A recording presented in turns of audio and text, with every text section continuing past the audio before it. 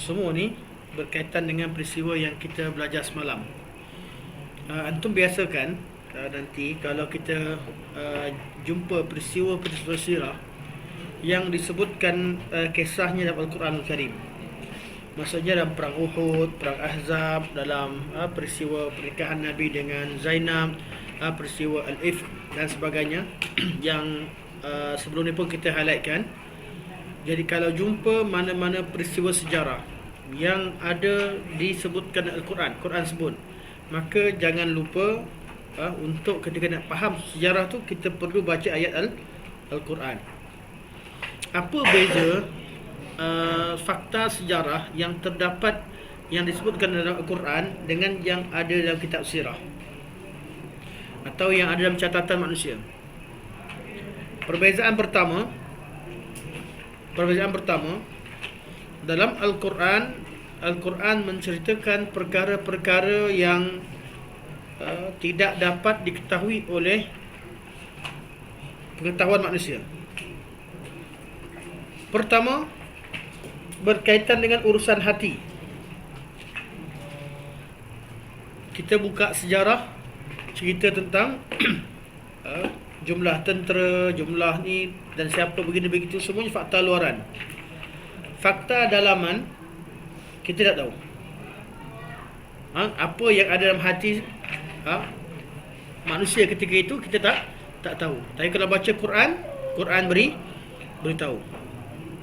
Yang kedua, dalam peristiwa ni Allah sebut mana bila fitnah terjadi, semua orang bercakap, kita tak tahu siapa sebenarnya yang mulakan cerita, yang reka cerita.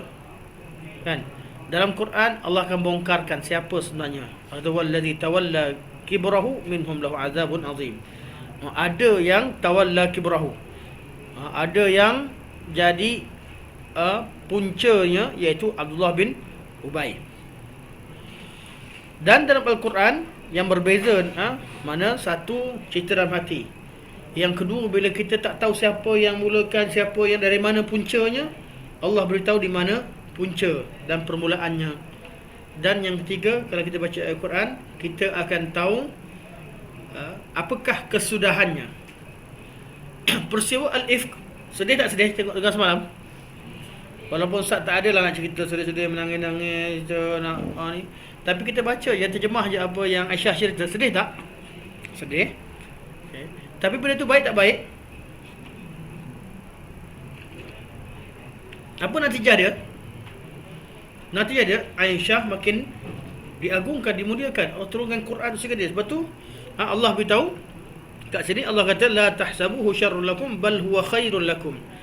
Yang boleh tahu bahawa peristiwa ini ada kebaikan, betul-betul ada kebaikan di sebalik peristiwa ini. Allah Subhanahu Wa Taala, Allah dah beritahu ada kebaikan di sebaliknya. Dengan peristiwa Al-Ifk kita boleh bezakan siapa munafik, siapa orang Islam. Sampai sekarang sebab peristiwa Al-Ifk kita boleh bezakan Syiah dengan jelas. Oh ni Syiah ni, munafik zaman sekarang lah, ala-ala munafik ni Syiah ni Ahlussunnah wal Jamaah. Dan banyak kebaikan yang lain. Jadi antum yang dekat sini semua ni cerita berkaitan dengan Al-Ifk, siapa yang mulakan, macam mana ada sahabat yang terikut, ada sahabat yang tahan diri dia tak bercakap.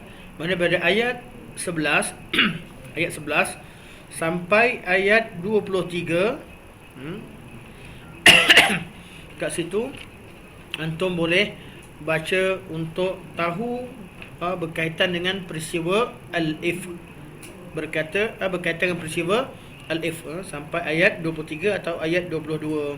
Ayat 23 komen 22 atau 23, mana 10 atau 11 ayat atau 12 ayat selepas daripada ayat yang 11. Okey.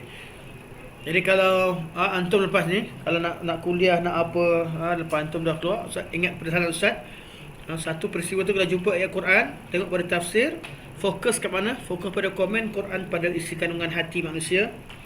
Fokus kepada apakah komen Quran berkaitan dengan natijah dan kesan daripada peristiwa tersebut, baik ataupun buruk.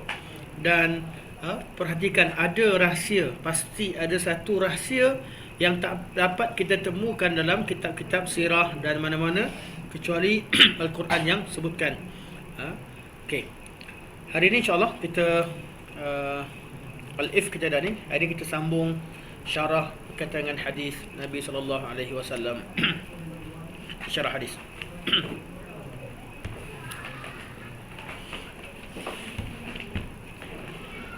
Tadi kami keluar, keluar ramai-ramai, tak bertujuan untuk lambat. Jujurnya keluar ke mana?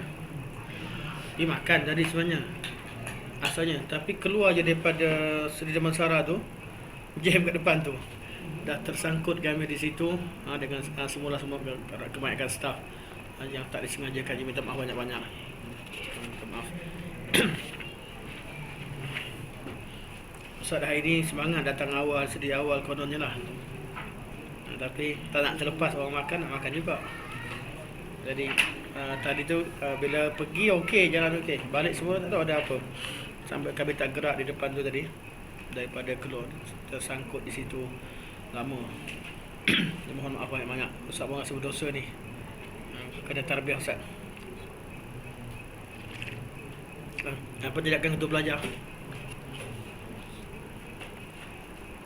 Kalau ketua pelajar kata nak buat tambahan, kita buat. Tak adalah. Okey, kita syarah satu persatu. Hadis yang ke-28.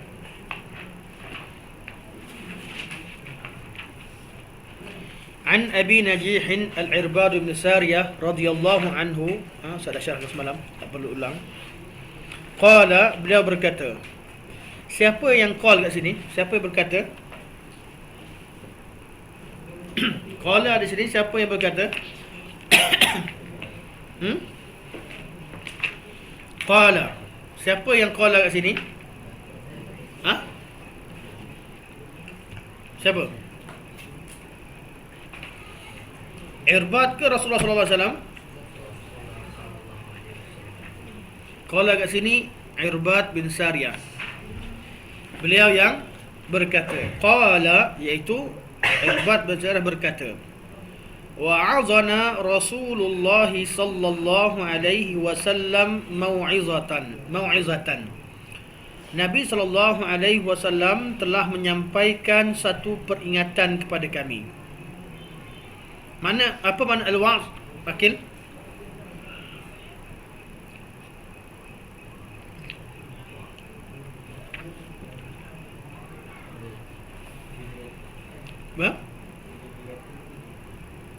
Peringatan yang mengandungi satu peringatan, satu kuliah, satu kata-kata yang mengandungi targhib dan tarhib. Yang mengandungi targhib dan tarhib, yang melahirkan, yang dia bila sampai perkataan mau'izah ni, dia bercakap dan menggerakkan perasaan kita, sama ada untuk melakukan kebaikan atau untuk menjauhi perkara kejahatan. Mana kita bukan setakat dengar dan tahu, kita bukan tahu bahawa zina itu haram, tapi diceritakan bahawa akibat buruk zina, yang perempuan-perempuan yang dimasukkan dalam neraka, dicerita tentang hari-hari neraka, cerita tentang berapa ramai keluarga yang kacau bilau dan bergaduh, tidak berkat hidup kerana begini, cerita-cerita begini, cerita yang melahirkan tarhib, menakutkan kita dengan perkara yang dilarang. Ataupun targhib, cerita tentang sedekah, cerita dengan pahala hari akhirat, pahala yang Allah berikan kepada hari akhirat, gandaan rezeki yang Allah berikan kat dunia, dan berikan contoh macam mana orang yang sedekah Allah mudahkan urusan dia, Allah berikan dia harta melimpah ruah sebagainya. Ini namanya mau'izah. Penceramah yang berceramah dan menggerakkan perasaan manusia, bukan memainkan. Kalau mainkan perasaan dosa lah, tapi yang menggerakkan perasaan manusia dinamakan sebagai wa'iz. Wa'az ni, kalau yang diajak kepadanya perkara yang sunnah dan betul, maka mau'izah tu baik. Tapi kalau diajak orang buat salah, kemudian dia bawa perasaan manusia untuk melakukan kesalahan, dia perkara tercela. Lepas tu berlaku di kalangan wa'az yang tidak mementingkan ilmu, dia ajak manusia buat perkara bid'ah, tetapi dengan perasaan manusia. Jadi Mu'az ni ada yang kerjanya baik, bagus, ada yang kerjanya tak bagus. Dia ceramah, orang ikut dia, ramai followers, tapi dia ajar orang kepada kebatilan. Sebab itulah nak jadi seorang yang wa'iz, dia perlu ada ilmu. Dia perlu ilmu, tahu apa disampaikannya. Jadi kalau dia mampu ajak orang, ajak crowd, jumlah pengikut yang ramai, pastikan dia ajak manusia kepada kebaikan, bukan perkara bid'ah dan perkara yang salah. Sebab tu mau'izah. Okey, Nabi SAW, Nabi tak ada syak lagi orang yang paling alim, dan mau'izah Nabi mau'izah yang paling berkesan. Berkesan artinya memang betul-betul kesan yang Nabi sampaikan itu datang daripada hati dan dikekal. Apa kesan kat sini? Nabi sampaikan mau'izah, wajilat minhal qulub. Hati merasa gerun, rasa takut. Wajal ni khauf. Hati merasa gerun dan takut. Wa dharafat minhal uyun, dan mata-mata mengalirkan air mata. Faqulna, maka kami berkata. Kat sini beza. Apa beza dengan air mata yang dikeluarkan pada majlis motivasi? Yang ini saya panggil memainkan perasaan orang. Bayangkan pada satu hari anda balik ke rumah, tutup mata, lampu kena tutup semua. Siapa pernah pergi motivasi? Nak tutup lampu, tutup mata. Bayangkan pada satu hari anda balik ke rumah, ada orang berkerumun di depan rumah. Anda naik melangkah, anda tertanya-tanya siapakah dia. Ketika buka, ternyata ada satu manusia yang terbaring di depan rumah, manusia keliling padanya, kan?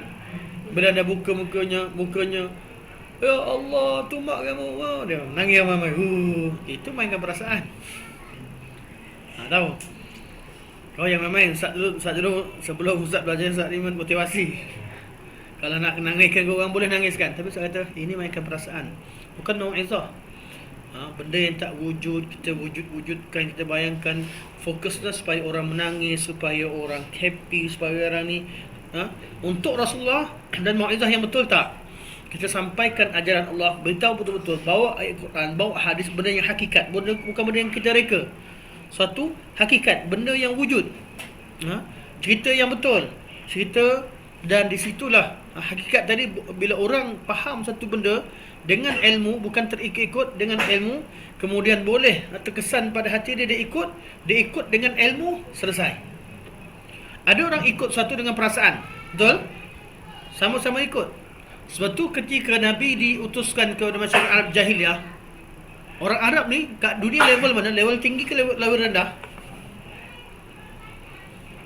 Tahap akhlak antara yang paling rendah kat mana? Tanah Arab. Semasa zaman jahiliah, Nabi diutuskan kat mana? Tanah Arab.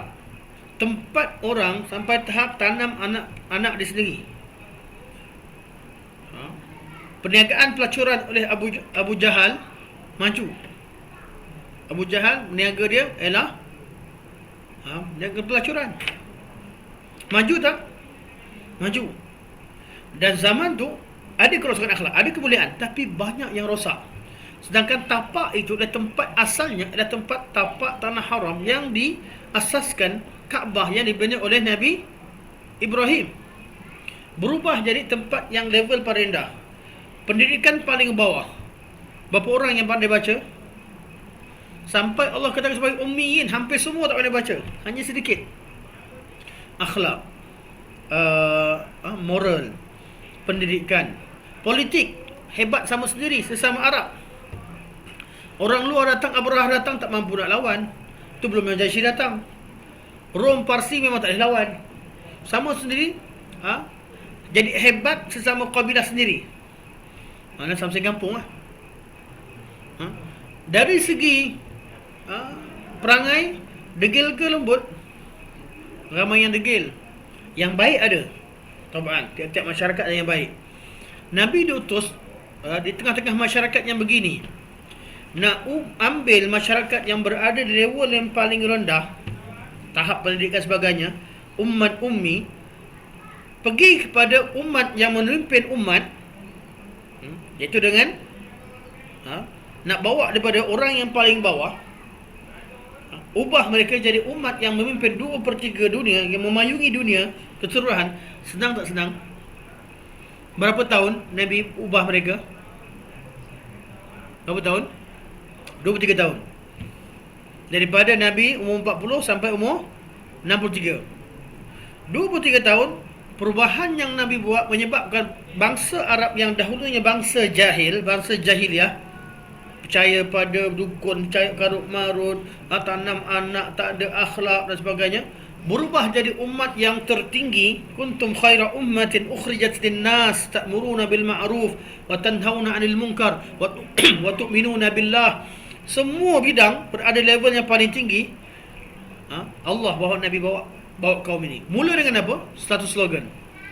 Slogan apa yang dibawa? Umat ummi berubah jadi umat Iqra. Wahyu pertama yang turun Iqra. Iqra ni apa dia? Baca, tuntut ilmu, kaji dan belajar. Perubahan takkan berlaku kalau kita buat-buat paksa orang ikut. Asyik macam buat bid'ah sini, rotan nanti. Sini. Takkan. Orang tu ikut pun cara sama ikut kejap je.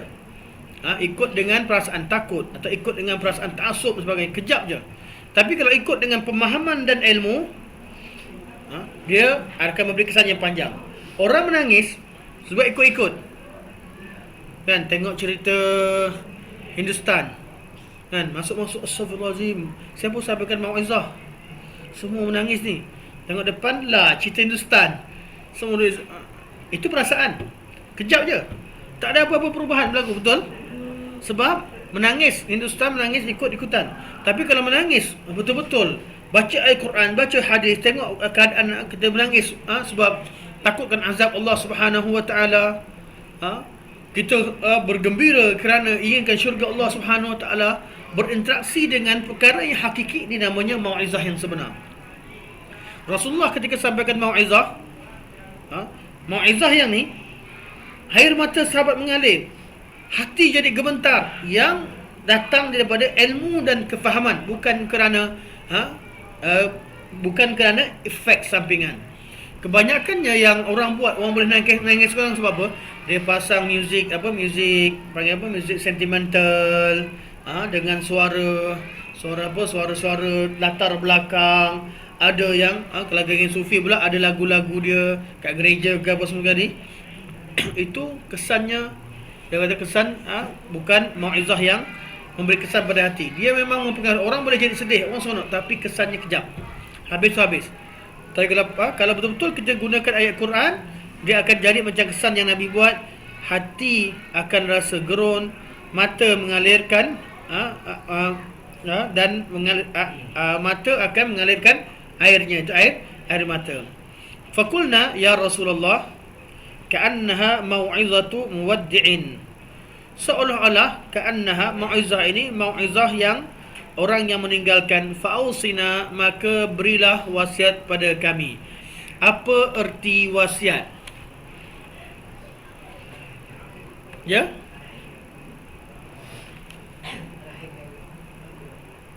Lahir ke apa? Kuat. Arahannya agung, kepesanannya agung. Fa'ausina, pesanan. Dan biasa sebut wasiat. Apa beza wasiat pesanan dengan ni? Pesanan artinya, tengok ayat. Ka'annaha mau'izatu muwaddi'in. Seolah-olah ini satu mau'izah daripada orang yang akan meninggalkan kami. Muwaddi'in, orang yang akan melakukan taudiah. Taudiah apa taudiah? Selamat tinggal.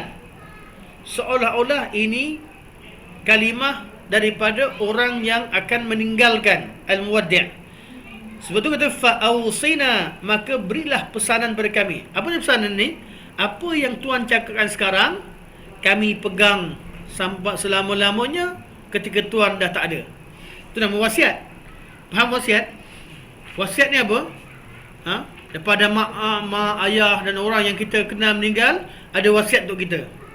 Jadi disebut wasiat ni, Sebab tu kata muwaddi'in, mau'izatu muwaddi'in, peringatan orang yang akan meninggalkan, fa'awsina, maka berilah pesanan pada kami, iaitu pesanan untuk kami amalkan ketika ketiadaan Tuhan. Dari mana sahabat-sahabat tahu ini adalah pesanan muwaddi'?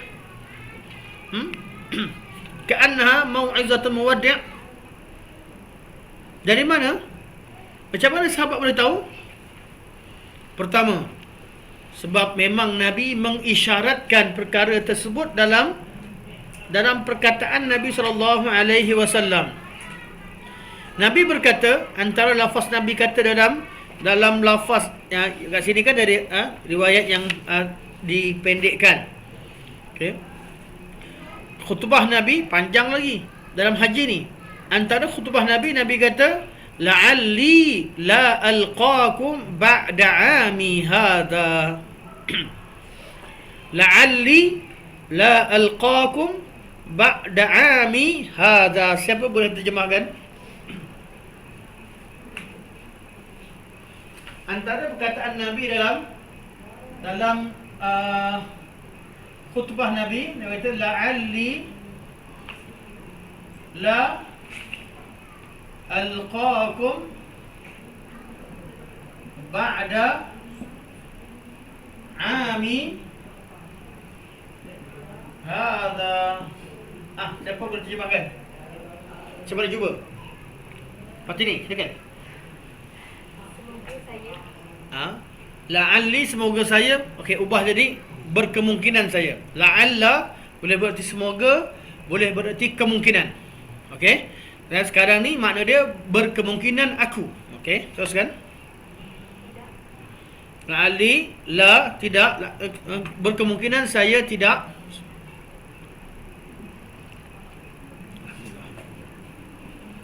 alqaakum, berjumpa dengan kalian. Cantik. Okey, sambung balik. Selepas tahun ini. Jadi Nabi kata, khuzu anni manasikakum, ambil betul-betul cara buat haji macam aku. La'alli la alqaakum ba'da 'amikum hadha, mungkin lepas ni aku tahun depan, lepas tahun ni aku tak jumpa kalian lagi. Nabi kan dah sebut situ. Jadi sahabat dapat daripada Nabi sebut tu, sahabat kata ini satu isyarat. Dia panggil talmih. Talmih ada isyarat. Nabi mengisyaratkan bahawa Nabi SAW tak akan bersama dengan mereka pada tahun akan datang.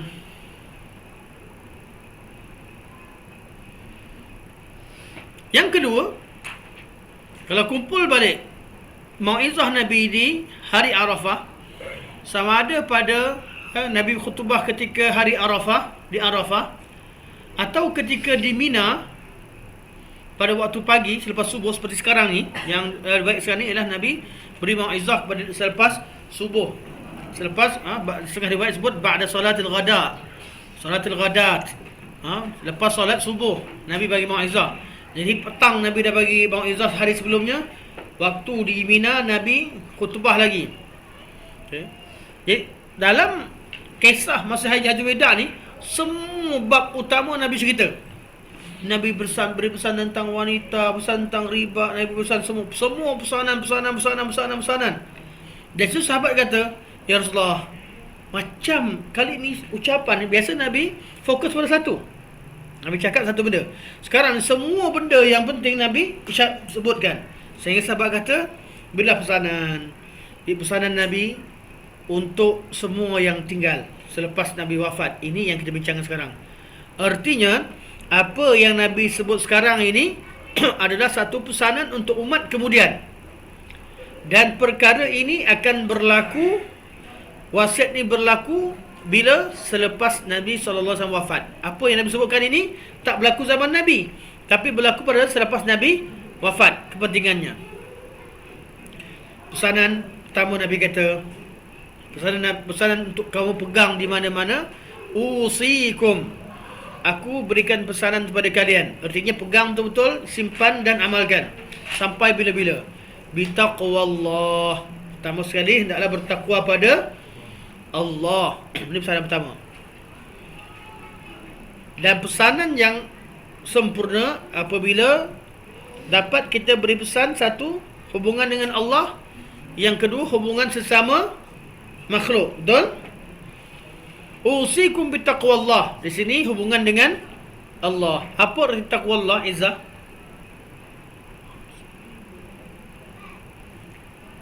Apa arti taqwallah?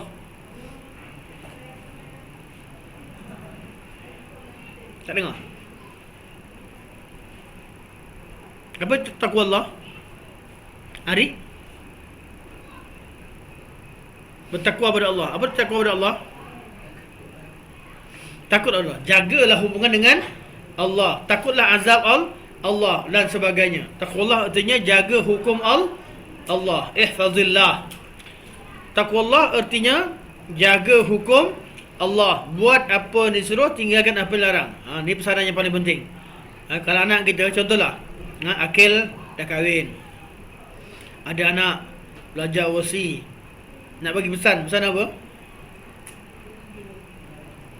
Apa pesanan mak kita kalau kita pergi belajar?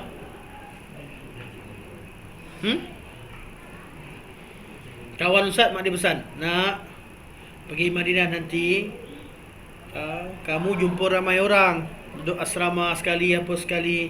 Mak pesan, duduk ramai-ramai ni, kalau belajar ni kamu jumpa ramai orang pandai. Jadi tak apalah, biarlah kamu kalah masa belajar, tak apa. Tapi jangan kalah masa makan. Masa makan pergi awal-awal nak. Ustaz ingatkan gurau-gurau. Betul-betul mak dia pesan macam tu. Ustaz pergi jumpa mak dia pun pesan macam tu juga. Ni pesanan makcik. Makcik ni dalam keadaan dah tua-tua, umur dalam 60 lebih dekat macam tu tapi lawak kering. Kalau lawak kering, langsung dia tak ketawa. Pesanan-pesanan dia semua macam tu. Tapi anak-anak dia, kita duduk, dia happy. Dia tahu dah. Lepas tu pada hujung dia cakap, ingat tu, makcik pesan macam ni. Tapi korang kan lebih bijak, takkan anak macam ni. Dia hujung balik lah kan. Pesanan dia, ramai-ramai dan ramai-ramai, duduk asrama sama-sama. Ada yang pandai, ada yang belajar, ada yang hafal. Akan macam-macam di situ sekali. Tak apa, dah ramai-ramai macam tu. Kalau kalah belajar tak apa, jangan sedih. Yang penting waktu makan pergi dulu. Jangan kalah makan. Okey, itu pesanan makcik tu. Boleh pakai tak pakai? Ini pesanan yang betulnya. Pesanan yang betulnya taqwallah. Jangan sampai sekarang ni duduk kat madrasah, ada ustaz, ada ustazah, ada mak bapak kita dekat, duduk kat rumah, solat pun bagus, Quran pun bagus, ini bagus. Sampai bila dah dilepaskan nanti, ramai pelajar-pelajar yang asalnya bertahfiz Quran, belajar agama, belajar di ma'had sana sini, bila dilepaskan belajar, ada yang ambil bidang dunia sebagainya, sampai ke Eropah, hilang tudungnya, hilang Qurannya, hilang zikir pagi, zikir petang, yang baik-baik hilang. Mula pandai berdua-duaan, mula pandai tengok macam-macam cerita, mula pandai pergi masuk kelab dan sebagainya. Ini yang paling banyak terjadi. Betul tak? Duduk kat sekolah, madrasah, Masya Allah, suasana sekarang Masya Allah. Tapi jangan ingat, Ustaz pesan pada antum, tak tahu Ustaz mati lepas ni kan, korang ketawa kesedih, tak tahu lah kan. Ada orang sebenarnya, orang mati dia alhamdulillah pula, mana boleh. Orang meninggal kena sebut inna lillahi wa inna ilaihi raji'un. Allahumma ighfir lahu warhamhu wa'afi wa'fu anhu. Siapa meninggal semalam? Siapa tahu siapa meninggal semalam? Ustaz Fikri tahu. Ustaz Fikri, siapa meninggal Ustaz Fikri? Suara Ustaz Fikri kuat kan bunyi? Siapa Ustaz meninggal semalam? Syekh Yusuf Al-Qaradawi. Masya Allah. Ana rindu suara Ustaz Fikri. Tentu saja selalu cakap. Kami semua rindu. Ahlan wa sahlan Ustaz. أيضا مشتاق إليكم. Hayakumullah. Masalah. Dr. Syekh Mufti Qatar, Dr. Yusuf Al-Qaradawi. Beliau meninggal. Secara ilmiahnya, secara ilmiah, beliau seorang yang alim, hebat. Tapi secara ilmiah banyak perkara kesimpulan akidah yang beliau bawa. Walaupun beliau cenderung pada salafiyah, tapi banyak perkara yang berbeza dengan banyak dari segi pendiriannya tidak berapa sesuai. Ada beberapa tempat lah. Namun beliau seorang alim yang agung, hebat, dalam bidang ekonomi dan seorang yang hebat. Jadi beliau meninggal semalam. Kalau kita berbeza dengan beliau, boleh berbeza, sebutkan perbezaan, bawa dalil, tapi tidak menghilangkan wala kita terhadap keislaman beliau, keilmuan beliau, kehebatan beliau dalam dunia ilmu. Kita duduk sekali. Ada jadi peristiwa dan kita dengan kawan kita bergaduh. Terjadi tak? Sama-sama baik, kemudian bergaduh. Kemudian kawan kita pergi madrasah lain, sekolah lain, di peringkat sekolah. Peringkat universiti pun akan berlaku begitu. Sekali duduk, kadang-kadang kawan kita pisah, kecil hati. Tukar universiti, satu sekolah duduk kerja sama-sama, ada yang kecil hati. Dunia ni begitu. Boleh berbeza pandangan dengan kadarnya, tapi jangan sampai ke tahap hilang segala wala. Orang Islam semua layak dapat wala, cinta kita, doa kita. Selagi di Islam, kita boleh salatkan dia, kita baca Allahumma ghfir lahu warhamhu wa'afihi wa'fu anhu. Hak untuk minta. Kalau tak boleh doakan maghfirah hanya kepada orang kafir. Orang kafir tak ada istighfar pada dia. Tapi kalau Islam, boleh ke tidak? Boleh. Kalau Islam, boleh. Jadi bila ada orang Islam jahat macam mana sekalipun, tetap kita boleh baca Allahumma ghfir lahu warhamhu wa'afihi wa'fu anhu. Apatah lagi orang Islam ni bukanlah orang yang beragama, seorang ulama, ada kesilapan dalam ijtihad tertentu, kita doakan supaya diampunkan. Dan ini yang saya bincangkan. Bila meninggal, bila kita meninggal sebagainya, apa yang dipesan sudah tu wasiat. Tak tahu.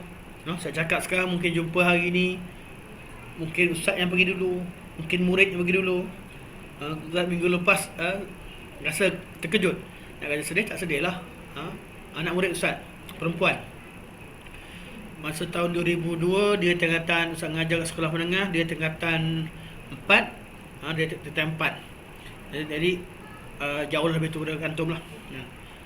Masa ustaz mengajar tu, antara pelajar cemerlang, tapi meninggal baru ni. Sebelum meninggal tu saya sebut tulis semua sekali sebab dia kanser payudara, lepas tu masuk kemo sebagainya. Tapi bila dia meninggal tu, saya rasa apa? Allah, budak ni. Saya kenal dia macam saya kenal antum macam ni. Kan? Bila dia meninggal, umur lebih muda. Saya fikir aku ni ingatkan muda lagi. Tengok muka balik, kerana perasaan muda lagi. Kan? Saya ada cakap dengan isteri, selalu kena pukul. Muda lagi ni. Kan? Ada kota 3 lagi. Pap kena. Tak pasal-pasal kena. Rasa muda. Tapi bila tengok yang lebih muda tu meninggal, rasa apa aku nak cari kat dunia ni. Kita macam tu lah. Jadi kalau pesanan Ustaz, mana tahu Ustaz meninggal kan. Meninggal susah, gemuk, orang angkat berat, Ustaz kurus dulu, senang sikit orang uruskan. Meninggal, pesanan pertama, taqwallah. Jangan kita jadi dekat dengan Quran, dekat dengan hadis, dekat majlis ilmu, tanya hukum hakam. Paling-paling bergaduh, dah buat gundal ke belum? Bergaduh dengan sesama sendiri, ngelak dengan ustazah, dah buat gundal ke belum? Betul? Hafal tak lancar. Bergaduh, dah rasa kecil hati sebab apa? Kena marah tak lancar contoh. Kena marah sebab tak buat gundal. Kena marah sebab tak hafal matan. Paling-paling situ suasana indah. Mana kita sampai pada kita berbeza pandangan sekalipun dalam bab ilmiah. Jangan sampai suatu ketika kita keluar dari dunia ilmu, khilaf yang berlaku bukanlah khilaf yang kecil. Sebab tu pesanan pertama, taqwallah. Sampai bila-bila hendaklah kita jadi orang beragama, bukan sahaja di madrasah Baitur Rahmah. Balik rumah, keluar dari sekolah, pindah sekolah, dah tua, kekallah dengan kebaikan yang ada. Sentiasa dengan majlis ilmu, Ustaz Fikri sampai ke Sarawak, ikut dalam majlis seorang ustaz, pun ikut dalam majlis kita sebagainya. Minta Ustaz Fikri, bukan nak puji, contoh je. Kalau Ustaz Fikri marah, tak boleh baling tanah ke muka anak. Orang yang puji depan muka ni boleh campak tanah kat muka dia. Tapi dia jauh, jadi tak apa, puji dia, jadi tak campak muka kan. Kekalkan diri dalam taqwallah. Jangan kita bila dari belakang manusia hilang sifat taqwa. Ini pesanan pertama, taqwallah. Yang kedua, was-sam'i wat-ta'ah. Dengar dan taat. Macam mana nak taat kalau tak dengar? Dengar dulu. Nampak ustaz datang, cepat pergi buat. Kita pergi buat air. Contoh. Sedangkan pada hari itu ustaz puasa contoh. Boleh. Atau yang ini bukan contoh ni. Yang ni ustaz minum, terima kasih ustaz tak puasa. Contoh nak fahamkan je. Dinamakan taat bila kita dengar. Dengar artinya tahu apa yang dikehendaki. Allah Subhanahu Wa Taala bila perintahkan kita sesuatu, apa yang Allah perintahkan atau apa yang larang kita buat, itu namanya ketaatan. Ketaatan hanya berlaku bila kita dengar. Sebab tu semua amal ibadah yang kita buat perlu ada dalil. Dalil itulah perintah Allah yang perlu kita dengar. Ketaatan datang daripada kita ikut, betul? As-sam'i wat-ta'ah. As-sama' dengar apa? Dengar perintah Allah. As-sama' berasal daripada kalamullah, kalam Rasul, Al-Quran dan Sunnah. Itu ada nama as-sama'. Dengar apa yang Allah sampaikan, apa yang Nabi sampaikan. At-ta'ah berasal dari kita. Kita yang mengamalkan sesuai dengan perintah, betul? Jadi disimpulkan taat ini kepada 4 perkara. Siapa boleh sebut 4? Ustaz bagi Quran. Ni Quran di sini Ustaz. Boleh. Adakah ni? Ada kat kereta Ustaz ni. Dapat mushaf je ni. Mushaf Madinah Munawwarah yang baru. Kereta tak ada kereta Ustaz akan kirim bagi.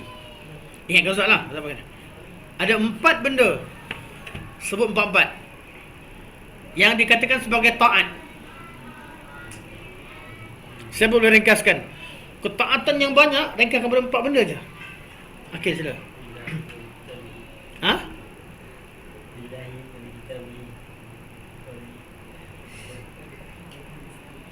Lagi siapa nak cuba? Taat ni banyak. Taat ni banyak. Ikut hukum as-sam' wa ta'ah. Ayat Quran banyak. Betul? Hadis banyak. Tapi cuba ringkaskan jadi 4 benda. Ustaz bagi 4 ni sebab Ustaz dah pernah beritahu dah. Sebab Ustaz sebut 4. Ayat Quran dan hadis semua sekali bila kita dengar, kita akan temukan 4 perkara yang dinamakan sebagai taat. Okey, silakan. Cuba 3 je. Okey, 1. Taat Allah, Rasul dan Ulil Amri.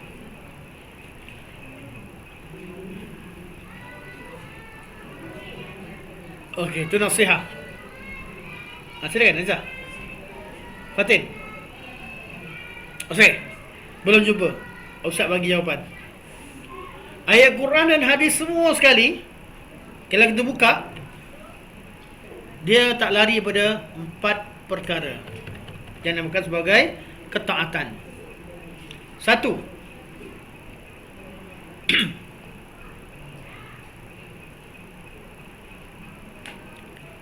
Dalam ayat, pasti ayat tu tak lari daripada insya'i atau ayat talabi. Tapi jangan tulis dulu lah. Ni ilmu balaghah. Saya ringkaskan kepada 4, saya ringkaskan terus pecah terus. 1, sekiranya ayat itu berbentuk arahan, maka hendaklah kita buat apa yang diperintahkan. Hadis dengan Al-Quran ada bentuk arahan, betul? Arah. Maka kita buat apa yang disuruh. Itu namanya taat. Kalau tak buat apa yang disuruh, namanya maksiat. Yang kedua, sekiranya ayat Quran atau hadis itu berbentuk larangan, maka tinggalkan apa yang dilarang. Kalau buat apa yang dilarang, namanya maksiat. Tinggalkan apa yang dilarang, namanya taat. Yang ketiga, kalau ayat itu mengandungi berita dan pengetahuan, hendaklah kita beriman dengannya, iaitu percaya dan yakin dengan apa yang Allah dan Rasul beritahu. Kalau tak percaya, namanya maksiat atau kufur dan sebagainya. Betul? Yang keempat, kalau Allah tak suruh, Allah tak larang, Allah tak beritahu, tetapi Allah tetapkan ia berlaku pada kita, iaitu apa datang daripada Allah tapi bukan melalui Quran Sunnah, tapi ketetapan. Miskin, kaya, susah, senang, dimuliakan dan sebagainya, atau dihinakan, ini berbentuk qada dan qadar, hendaklah kita redha dan terima. Kalau bentuk musibah, level bawah sekali, kita sabar, redha dan syukur. Mula dengan sabar, redha dan syukur terhadap ketetapan Allah. Atau mudah kita kata terima. Ada lagi lain? Ada lagi lain tak?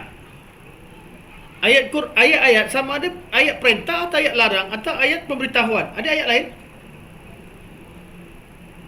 Tak ada. Itulah perkataan kita. Ustaz cakap, sama ada mengandungi maklumat atau mengandungi larangan atau arahan, ataupun tak cakap, tak arah, tak beritahu, terus buat je. Itu namanya qada dan qadar. Kalau berkaitan hak Allah Subhanahu wa taala, jadi diringkaskan kepada empat poin utama. Perintah Allah banyak, ada yang wajib, ada yang sunat, ada yang harus. Larangan Allah pun banyak tapi lebih sedikit. Ada yang haram, ada yang makruh, ada yang khilaful aula dan sebagainya. Itu belajar secara detail. Yang penting usikum bitaqwallah was-sam'i wat-ta'ah. Taqwallah mengandungi empat perkara tadi. Was-sam'i wat-ta'ah, sam'i wa ta'ah, bezanya kat sini as-sama' dengar dan ta'ah, yang dimasukkan di sini adalah sam'i wa ta'ah terhadap pemerintah. Jadi kalau kerajaan keluarkan undang-undang, buat undang-undang, kena tahu tak, kena ambil tahu ke tak ambil tahu?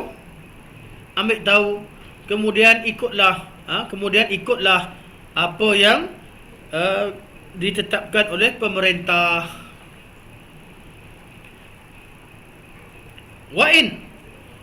Walaupun ta'ammara artinya walaupun yang menjadi amir alaikum ke atas kalian, walaupun yang menjadi amir ke atas kalian itu abdun, seorang hamba, walaupun yang jadi ketua dan amir pada kita seorang hamba. Dengan lafaz lain, wa in ta'ammara alaikum abdun habsyiyun, walaupun yang jadi hamba, yang jadi ketua itu adalah hamba Habsyi. Kenapa hamba Habsyi? Orang Arab jahiliah paling ramai hamba yang ada kat negara Arab adalah orang berkulit hitam berasal dari Habasyah. Zaman tu orang Habasyah ramai yang jual anak, jual keluarga, disebabkan keadaan tertentu yang mana mereka banyak jadi hamba di tanah Arab. Betul, banyak disebutkan Habasyah. Walaupun di Habasyah itu kuasanya kuasa Najasyi. Habasyah yang Arab mana lebih kuat? Najasyi. Nabi bila orang Arab Quraisy tindas sahabat pindah berhijrah ke mana? Hijrah ke Habasyah, betul? Di bawah kerajaan Najasyi. Najasyi dengan Quraisy mana lebih kuat? Najasyi lebih kuat, kuasa yang besar. Tapi kenapa ramai orang Habasyah yang jadi hamba di tanah Arab? Ramai yang kuat, tetapi banyak ketika berlaku peperangan, sebelum adanya kerajaan yang hukum sebagainya, ramai yang dijual, yang jadi hamba yang dijualkan, dan ketika itu adanya perdagangan seperti perdagangan manusia. Itulah keadaannya. Jadi Habasyah ni tempat yang terkenal. Dia ada kuasa, tapi juga tersebarnya ramai di kalangan masyarakat itu mengamalkan konsep terlalu mudah untuk menjadikan seorang sebagai hamba. Maka ramailah hamba-hamba Habsyi yang ada di tanah Arab. Walaupun seorang hamba Habsyi yang jadi hamba. Dan satu lagi, apa syarat untuk seorang jadi khalifah pada khalifah? Nabi dah sebut bahawa al-a'immatu min Quraisy. Kalau jadi khalifah betul, satu muka bumi ni khalifah, semua berada khalifah, imam yang akan jadi pemimpin khalifah tu siapa? Al-a'immatu min Quraisy. Khalifah itu mesti daripada Quraisy. Cara fahaman macam mana tu bincang kemudian. Tapi lafaz Nabi al-a'immatu min Quraisy. Kenapa Quraisy? Kenapa nak jadi pemimpin khalifah tu Quraisy? Melayu dengan Pakistan, siapa lebih afdal jadi pemimpin? Pakistan dengan Afrika, mana lebih layak? Susah kita cakap. Tapi kalau orang kata Arab Quraisy di Makkah Al-Mukarramah, tempat sebagai pusat, orang setuju tak? Setuju. Di zaman Nabi, saya kecilkan skop, di kalangan bangsa Arab semua berebut satu sama lain. Tapi kalau sebut Quraisy, okeylah. Li'ila fi Quraisy, ila fi rihat asy-syita'i was-saif. Kenapa Quraisy disebutkan di sini? Sama ada pandangan kata memang Quraisy, kerana pemimpin khalifah mesti dari Quraisy. Ada sebagian ulama menyebutkan Quraisy bukanlah mesti Quraisy, tapi pemimpin yang disepakati kewibawaannya. Quraisy pada zaman tu, kalau mereka kafilah Quraisy, mereka buat berniaga, tak ada orang yang berani merompak kafilah Quraisy kerana hormatnya orang Arab terhadap bangsa Quraisy, kerana ada Baitullah. Jadi kalau mereka pergi rihlat asy-syita' wa saif, masa waktu asy-syita' mereka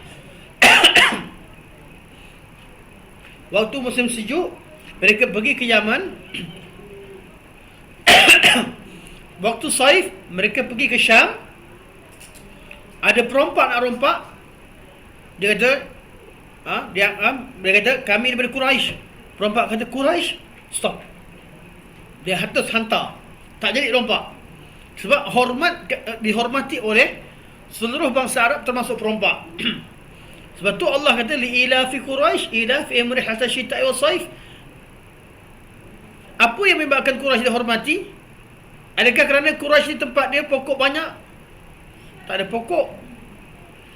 Ada apa kat Quraisy ni?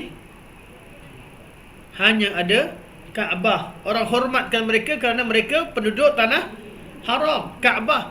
Betul, Allah kata falyabudu rabb hadzal bait. Kamu ni yang Allah muliakan bukan sebab kamu ummi tak pandai baca. Tapi kenapa orang Habasyah, kenapa orang di Syam, kenapa orang di mana-mana hormatkan kamu? Sebab Baitullah. Maka Allah kata syukurlah pada Allah, falyabudu rabb hadzal bait. Maka hendaklah kamu sembah Rabb Baitullah ini. Baitullah lah jadikan kamu mulia. Jadi kerana orang Arab Quraisy tu bangsa yang dihormati oleh seluruh bangsa Arab ketika itu, Nabi kata nak jadi pemimpin, pilihlah Quraisy. Kerana zaman tu kalau letak selain Quraisy, sudah pasti ada yang membantah. Adakah perkara itu kekal sampai hari kiamat? Wallahualam, rajihnya masih. Kalau jadi khalifah yang betul, hendaklah pemimpin itu dipilih dari kalangan Quraisy supaya tidak ada bangsa yang boleh mempertikaikan keabsahan kepimpinannya. Sebab tu Al-Mahdi nanti di akhir zaman dari bangsa mana? Bangsa Quraisy. Khalifah. Tapi tak apa. Adakah khalifah yang tak Quraisy itu tidak sah? Tak, tetap sah. Tapi lebih afdal cari khalifah yang disepakati oleh seluruh umat. Okey. Yang penting wa in ta'ammara 'alaikum 'abdun, walaupun yang menjadi ketua kamu adalah seorang hamba. Soalannya, macam mana nak gabungkan hadis ini? Walaupun kamu dipimpin oleh seorang hamba, dengan hadis Nabi, al-a'immatu min Quraisy. Pemimpin itu hendaklah daripada Quraisy. Nabi kata pemimpin hendaklah daripada Quraisy. Dalam satu hadis Nabi SAW. Hadis ini Nabi kata, walaupun kamu dipimpin oleh seorang hamba Habsyi. Macam mana dia nak jawab? Apa maksud hadis sebenar? Seolah berlaku pertentangan. Nak bagi ke tidak hamba Habsyi ni jadi pemimpin? Jawapan pertama tentang maksud wa in ta'ammara alaikum abdun atau abdun Habsyi, atau setengah lafaz ini abdun Habsyi ka'anna ra'sahu zabibah, dan macam-macam lafaz-lafaz lain. Jawapan pertama,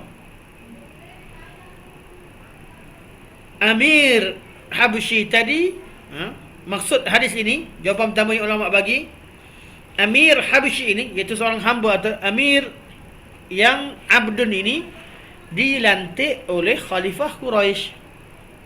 Artinya Khalifah di mana? Di Madinah Munawwarah. Khalifah di Madinah Munawwarah. Kemudian Khalifah yang di Madinah melantik salah seorang daripada hambanya yang alim, yang hebat berpolitik, katanya namanya Abdul Rahman, sebagai gubernur di Malaysia. Orang Malaysia tak perlu taat atau tidak kepada pemimpin hamba tadi yang dilantik oleh Khalifah? Hormat atau tidak? Hormat. Sebab apa? Ini jawapan pertama. Samalah macam peniaga burger masuk pilihan raya, dia menang, dia dari YB, dia dulu peniaga burger, kelulusan SPM contoh, tak maaf bukan nak hina, tapi nak cuba contoh, peniaga burger kelulusan SPM, kemudian masuk pilihan raya, bertanding, orang suka dengan dia, dia pun terlantik jadi YB dengan keadaan biasa. Jadi YB kawasan, contoh YB di kawasan KL, di sana kawasan tu ada universiti, ada profesor sebagainya. Profesor kena tak taat atau hormat pada dia? Kena iktiraf dia sebagai YB. Faham? Jadi kalau kita wa in ta'ammara alaikum abdun, walaupun kamu yang menjadi amir di atas kamu seorang hamba, masuk hadis ni, dengar dan taat kepada khalifah. Walaupun ketika khalifah melantik seorang hamba jadi ketua kamu, jelas maknanya, atau ramai-ramai pergi ke perang, tiba-tiba ada seorang hamba yang kuat, khalifah kata biar Ahmad jadi pemimpin, sebab dia walaupun dia hamba tapi dia kuat, dia ada pemimpin. Taat ke tidak dia? Taat. Ini pesanan Nabi SAW. Jadi wa in ta'ammara, artinya walaupun yang dilantik menjadi pemimpin itu adalah daripada hamba, artinya bukanlah pemimpin utama, tapi pemimpin yang dilantik oleh pemimpin utama yang berbangsa Quraisy. Silakan. Itu jawapan pertama. Jawapan yang kedua. Maksudnya jawapan. Apa soalannya? Siapa boleh ulang balik soalan Ustaz? Ini dah ada jawapan. Iqbal, ulang balik soalan Ustaz. Apa tajuk perbincangan kita sebenarnya?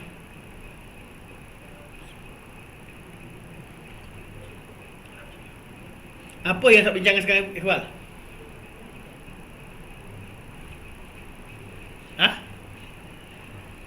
Cakap. Quraisy. Apa Quraisynya?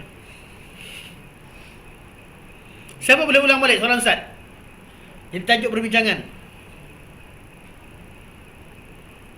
Takut saya cakap laju. Akil dah keluar. Jadi biasanya Akil jawab. Akil dah pergi tandas. Anik.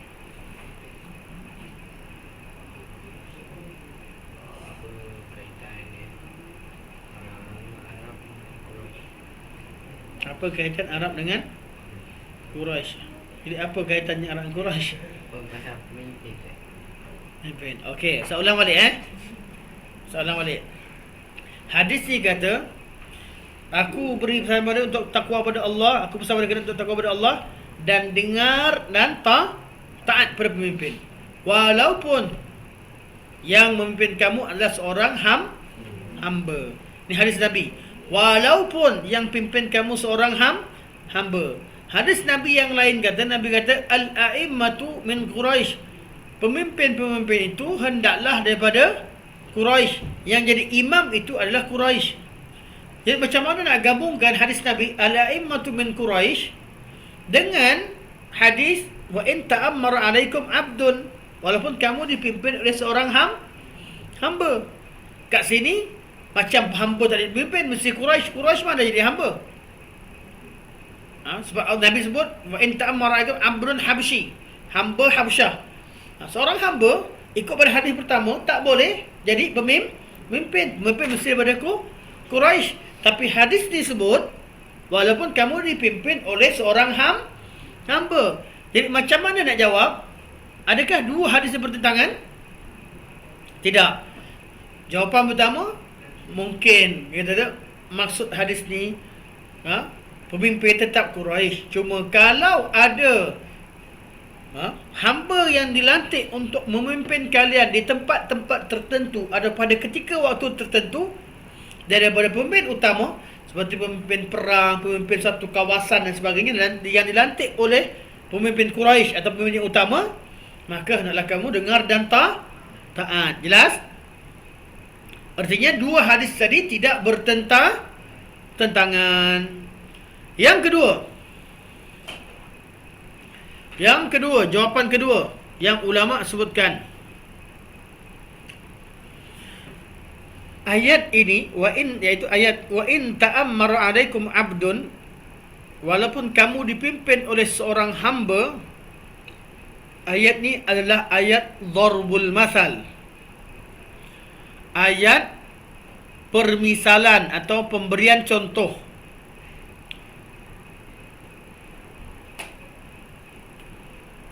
Dengan erti kata seandainya, maknanya kena taat betul-betul ni. Seandainya, walaupun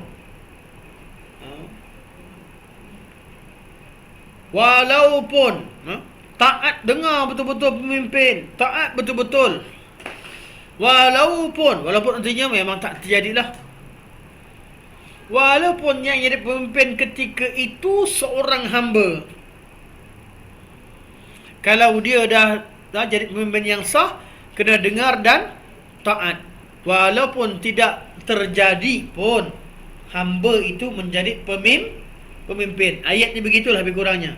Artinya ayat ini wa in ta'ammara 'alaikum 'abdun, walaupun kamu dipimpin oleh seorang hamba, ayat itu sebagai sirah mubalaghah, kaedah untuk yakinkan kamu kena dengar dan taat walaupun dia hamba.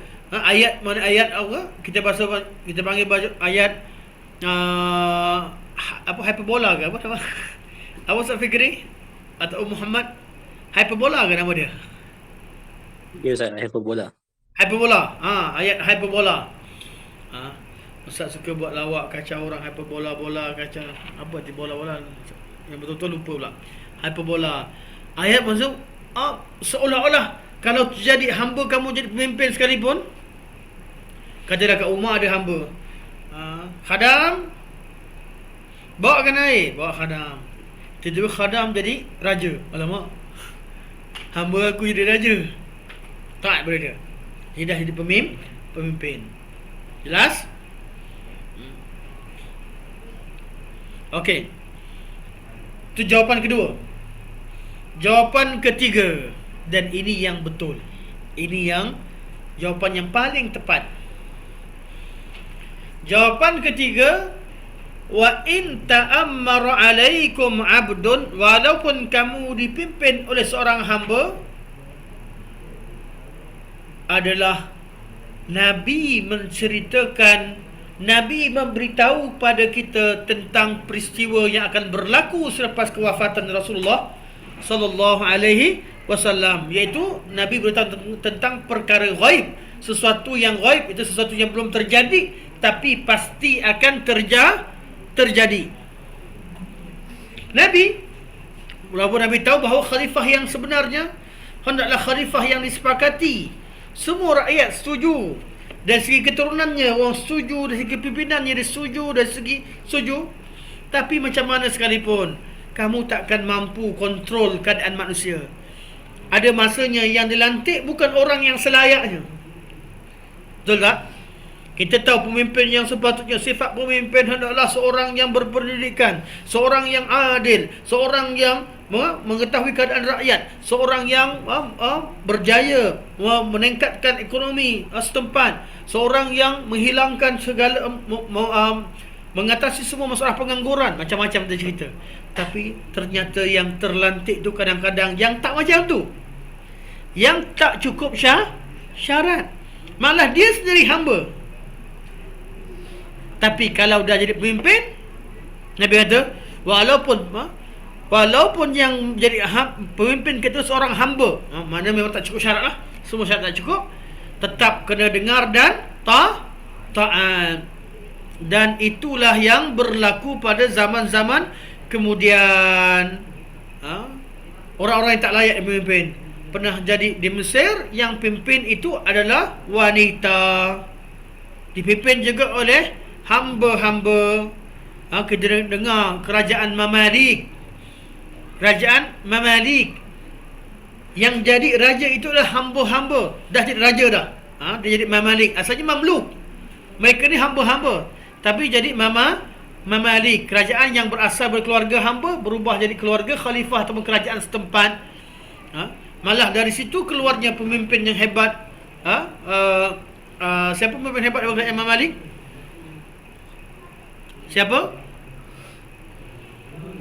Siapa pemimpin hebat daripada kerajaan Imam Malik? Siapa kerajaan Imam Malik, pemimpin yang hebat daripada kerajaan Imam Malik? Semua orang kenal. Pembuka kota Baitul Maqdis selepas Umar bin Al-Khattab. Siapa? Siapa yang membuka kota Baitul Maqdis selepas Sayyidina Umar bin Al-Khattab? Salahuddin Al-Ayyubi. Walaupun dari segi keturunan asalnya mereka dulu berasal daripada keluarga Mamluk, tapi jadi raja. Jadi sah ke tidak kepimpinan Salahuddin Al-Ayyubi? Sah. Beliau bukan seorang hamba walaupun keturunan Mamalik, tapi memang asal adanya atasnya adalah keluarga Mamluk. Raja dah meninggal, keluarga raja bergaduh, perang meninggal, tinggal hamba dia yang tadbir kerajaan, yang tadbir istana. Jadi apa yang Nabi sebut itu adalah Nabi menceritakan apa yang berlaku di masa akan datang selepas kewafatan Nabi SAW.